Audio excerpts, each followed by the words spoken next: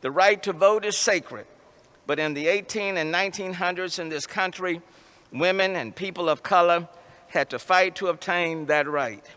There were systemic impediments placed in our path, Jim Crow laws that denied the right to vote in most of the rural South through selective applications of literacy tests and other racially motivated criteria. There were bloody struggles of the civil rights movement that led to the Voting Rights Act of 1965.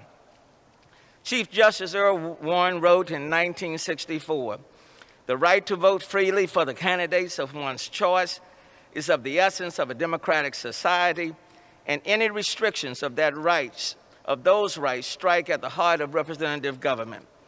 In 2021, we find ourselves again fighting bills filed in legislatures across this country that would restrict, suppress the right of people to vote, Jim Crow 2.0. These bills, in the name of election integrity, are largely built on concerns over widespread voter fraud, for which there is little or no evidence. Senate Bill 7 and House Bill 6 are part of a national campaign to restrict people's right to vote. And these bills find them unacceptable. And let's be very clear. These bills would limit external early voting hours, prohibit drive-through voting, make it illegal for local election officials to proactively send applications to vote by mail to voters, even if they qualify, would ban anyone except the voter who filled out a ballot from dropping it in a mailbox or delivering it to an election official. They add new paperwork requirements for voters who need help because of language problems or disabilities. They restrict the numbers of voting machines available at countywide polling places and take power over election administrators away from local officials. They would broaden poll watchers' access at polling places, even giving them power to video record voters receiving assistance in filling their ballots if the poll watcher reasonably believes the help is unlawful. This could lead to voter intimidation of non-English speaking persons or people with intellectual disabilities, provide a new formula for locating polling places, and a ban on drop boxes.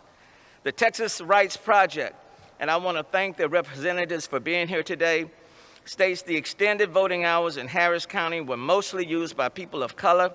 56% of voters who cast ballots in late night hours were Black, Hispanic, or Asian. In addition, Black voters and other voters of color were more likely to be victims of poll watcher intimidation. The New York Times wrote, lawmakers in Texas, a state that already claims the most onerous voting laws in the nation, took a major step towards making it even tougher to cast a ballot.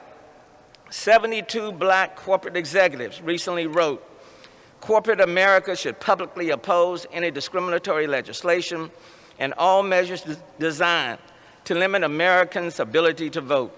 And when it comes to protecting the rights of all Americans to vote, there can be no middle ground.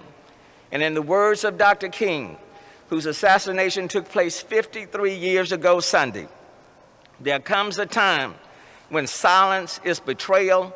Our lives begin to end the day we become silent about things that matter. In the end, we will remember not the words of our enemies, but the silence of our friends. And our friends,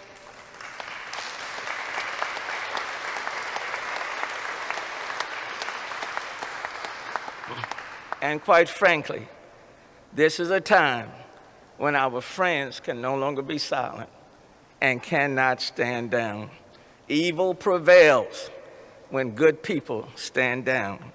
And so our friends, business leaders, cannot be silent out of fear of intimidation by the perpetrators of voter suppression.